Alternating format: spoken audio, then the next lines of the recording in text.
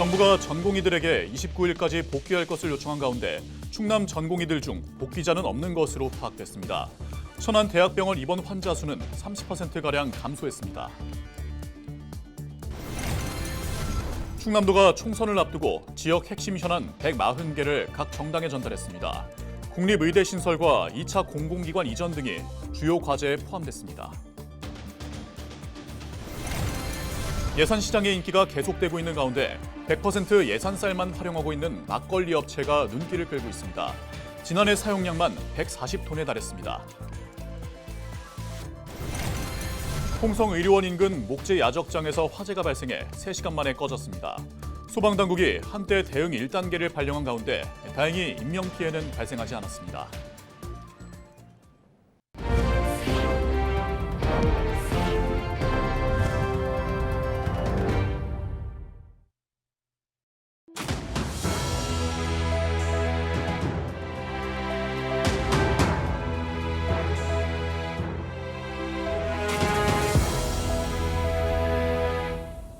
시청자 여러분 안녕하십니까? 헬로티비 충남뉴스입니다. 정부가 집단 이탈 전공의들에게 29일까지 복귀할 것을 요청한 가운데 충남 전공의들의 복귀 움직임은 없는 것으로 나타났습니다. 28일 오후 기준 단국대와 순천향대 천안병원에 사직서를 낸 전공의 중 복귀자는 없는 것으로 파악됐습니다. 근무지를 이탈한 전공의 수는 단국대, 순천향대 천안병원 208명이며 의료원 등 7개 수련병원은 21명입니다. 전공의 이탈 여파로 대학병원 2곳의 입원 환자 수는 평소보다 30% 가까이 줄어든 것으로 나타났습니다. 한편 보건복지부는 전공의들의 집단 사직을 방조한 혐의 등으로 의사협회 관계자 5명을 27일 고발했습니다. 충남도가 제22대 국회의원 선거를 앞두고 핵심 지역 현안 140개를 각 정당에 전달했습니다. 충남도가 각 정당에 전달한 주요 과제는 충남 국립의대 신설과 장항선 SRT 연결 등입니다. 또한 2차 공공기관 이전, 충남 혁신도시 드래프트제 추진 등도 전달했습니다. 충남도는 사업들이 원활히 추진될 수 있도록 각 정당과 긴밀히 소통하고 협력하겠다고 밝혔습니다. 예산시장의 인기가 날이 갈수록 커지고 있습니다. 지난해 300만 명이 넘게 방문하는 등 전국 각지에서 발길이 끊이지 않고 있는데요. 예산시장 활성화 프로젝트에 참여한 막걸리 업체가 지역과 상생을 도모하고 있어 눈길을 끌고 있습니다. 정호석 기자의 보도입니다.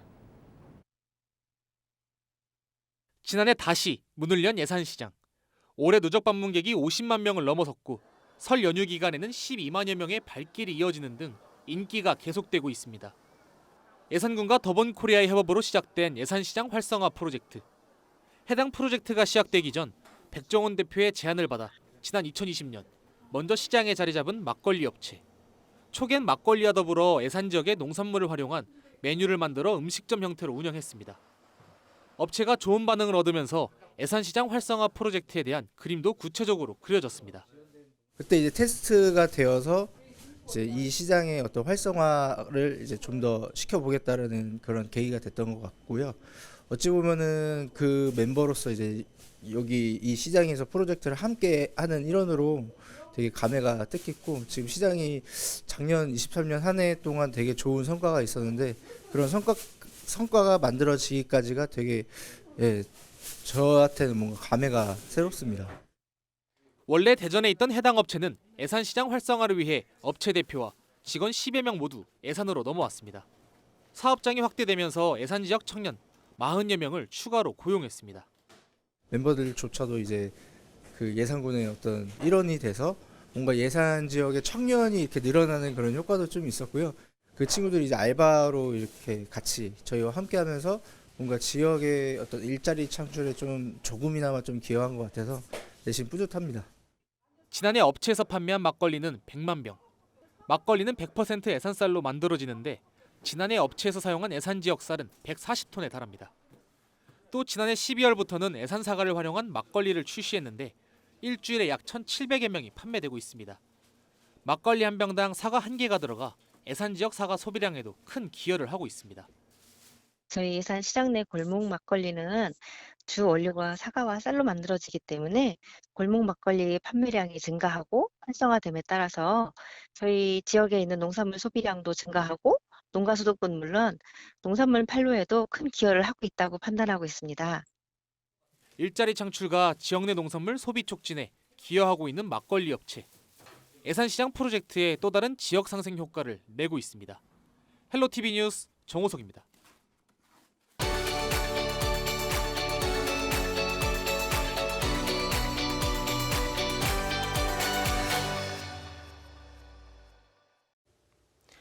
총선을 앞두고 SNS와 인터넷 등에서 인공지능 기술을 악용한 조작 영상, 이른바 딥페이크가 유권자들의 혼란을 유발하고 있습니다. 딥페이크는 딥러닝과 가짜의 합성어인데요. 사진이나 영상은 물론 목소리까지 실제와 흡사하게 조작해 만드는 기술입니다. 지난 대선 당시 AI 윤석열 후보와 AI 이재명 후보가 선거운동에 나섰던 것 기억하실 겁니다. AI 아바타는 유권자들이 남긴 질문에 직접 답까지 하며 큰 인기를 끌었는데요. 다양한 표정이 담긴 15초 정도의 영상만 있으면 애플리케이션으로 손쉽게 딥페이크 영상을 만들 수 있고 그 기술도 점점 정교해지고 있습니다. 지난 대선까지는 이 같은 선거운동이 가능했지만 이번 총선부터는 전면 금지됩니다.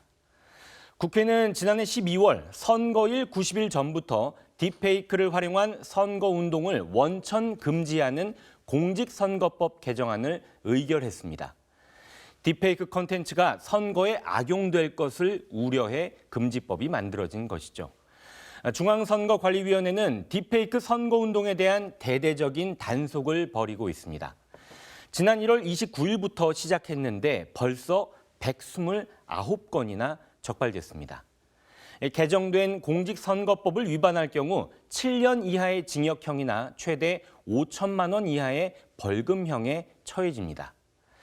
문제는 AI가 순식간에 만들어낸 딥페이크 콘텐츠가 선거가 임박하면 SNS를 통해 더 빠르게 확산할 수 있다는 건데요. 이런 딥페이크 영상에 현혹되지 않으려면 유권자의 중심 잡힌 판단이 무엇보다 중요합니다.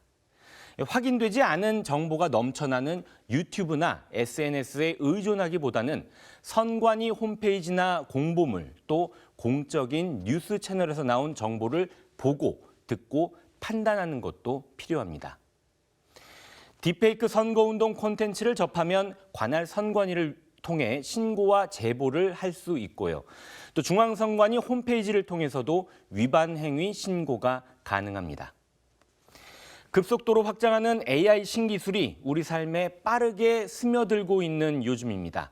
딥페이크로 인한 가짜 정보가 민주주의를 위협할 수 있다는 우려가 나오고 있는 만큼 유권자들의 중심 잡힌 판단이 그 어느 때보다 중요해지고 있습니다. 슬기로운 유권자 생활 박희봉입니다.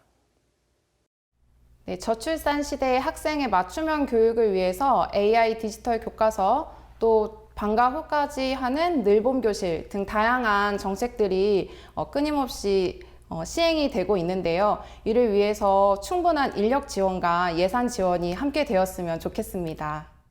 이런 어떤 사회에서 직접적으로 그 문제를 인식하고 직접 참여하고 소통하고 얘기를 해보는 그런 공론화의 장을 많이 마련해 주셨으면 다양하게 이제 소통하면서 함께 성장할 수 있을 것 같습니다.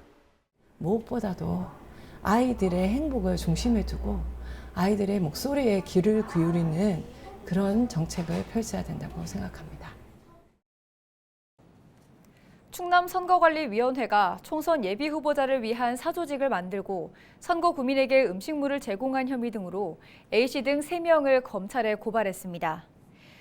이들은 지난해 11월 단체를 만든 뒤 이를 이용해 예비 후보자를 홍보한 혐의를 받고 있습니다. 또 12월에는 선거구 소재의 식당에서 선거구민 60여 명에게 100만 원 상당의 음식물을 제공한 혐의도 받고 있습니다. 이 가운데 한 명은 선거사무소를 방문해 인증사진을 단체 채팅방에 올린 회원에게 소정의 선물을 제공하겠다는 의사를 표시한 혐의를 받고 있습니다. 충남 선관위는 선거가 다가오면서 위법 행위가 증가할 것으로 보고 단속을 강화하겠다고 강조했습니다. 홍성의료원 인근 목재 야적장에서 화재가 발생해 약 3시간 만에 꺼졌습니다. 지난 27일 저녁 6시 50분쯤 홍성군 홍성읍 대교리의 한 목재 야적장에서 불이 났습니다. 화재는 행인이 발견해 119에 신고했으며 소방당국은 장비 20대와 인력 60여 명을 투입해 진화에 나섰습니다. 이번 화재로 인명피해는 없었지만 한때 지역 소방서의 인력과 장비가 모두 동원되는 대응 1단계가 발령되기도 했습니다. 소방당국과 경찰은 정확한 피해 규모와 화재 원인을 조사하고 있습니다. 서산과 아산이 교육부로부터 교육발전특구 1차 시범지역으로 선정됐습니다. 교육발전특구는 지방소멸과 저출산 위기 극복을 위해 지역 공교육의 질을 높이고 지역 인재를 양성하기 위해 추진됩니다. 이번 선정에 따라 서산과 아산은 지방교육재정 특별교부금과 규제 해소 등 정책적인 지원을 받게 됩니다. 한편 1차 공모에서 탈락한 논산과 부여 2개 시군은 예비 지정지역으로 분류됐습니다.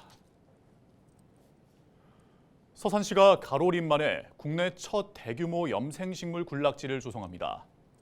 서산시는 올해 일부 구간 시범 사업을 추진하고 2025년까지 공사를 완료할 계획입니다.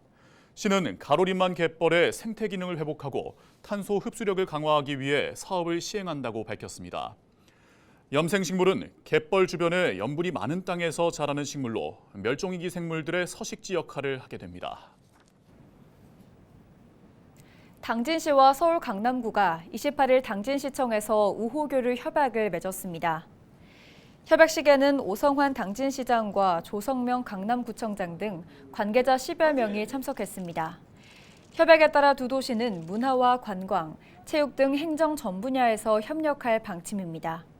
또 우호교류 실무단을 구성해 세부 사업을 추진하고 관광객 유치와 농산물 직거래 장터 운영 등 교류 사업을 추진할 계획입니다. 예산군 지역화폐인 예산사랑 상품권이 3월 1일부터 10% 할인된 가격으로 판매됩니다. 예산군은 지역경제 활성화를 위해 예산이 소진될 때까지 예산사랑 상품권 22억 원어치를 할인 판매할 계획입니다. 상품권은 지역 내 은행 등에서 구입할 수 있으며 1인당 구매 한도는 30만 원입니다. 구입한 상품권은 지역 가맹점 3천여 곳에서 사용할 수 있습니다. 홍성군이 태풍 등 자연재해로 인한 농작물 피해를 보상해주는 농작물 재해보험료를 확대 지원합니다. 홍성군은 자연재해 증가로 어려움을 겪는 농가의 부담을 줄이기 위해 기존 지원율 92.5%에서 올해 95%로 확대한다고 밝혔습니다. 가입 품목은 사과와 배, 벼 등 70개 품목이며 신청은 품목별 판매 기간 내에 지역 농협에 방문해 가입하면 됩니다. 충남도가 상습 침수 농경지의 배수 개선 사업을 실시합니다. 충남도는 침수 피해가 자주 발생하는 농경지에 배수장과 배수문을 설치하고 배수로를 정비할 계획입니다. 기존 조사 대상은 예산 지곡과 당진 부곡 등 12지구며 설계 착수 대상은 청양 청수와 태안 근흥 등 8지구입니다. 한국농어촌공사가 기본 조사를 한 후 농림축산식품부가 기본 계획을 수립하면 전액 국비로 세부 설계 등이 추진되며 시군 또는 농어촌공사가 사업을 시행할 계획입니다. 서산시가 수소 전기자동차 구매 지원 사업을 추진합니다. 서산시는 올해 수소 전기자동차 34대의 구매를 지원한다고 밝혔습니다. 한 대당 3,250만 원이 지원되며 신청 접수 기간은 오는 11월 30일까지입니다. 지원 대상은 신청서 접수일 기준 30일 전부터 서산에 주소지나 사업장을 둔 18세 이상 개인과 법인입니다. 34대 가운데 4대는 장애인과 기초생활수급자, 생애 최초 차량 구매자 등에게 우선 배정됩니다. 예산군이 전세보증금 반환보증 보증료를 지원 대상 확대합니다. 예산군은 기존 저소득 청년을 대상으로 지급했던 보증료를 전 연령으로 확대한다고 밝혔습니다. 군은 대상자가 납부한 보증료를 30만 원 한도 내에서 지원할 방침입니다. 지원 대상은 임차보증금 3억 원 이하의 무주택 임차인으로 연소득 기준은 청년은 5천만 원 이하, 신혼부부는 7억 5천만 원 이하의 경우 해당합니다. 신청은 3월 4일부터 예산군에 하면 됩니다. 이상으로 뉴스를 마칩니다. 함께해 주신 여러분 고맙습니다.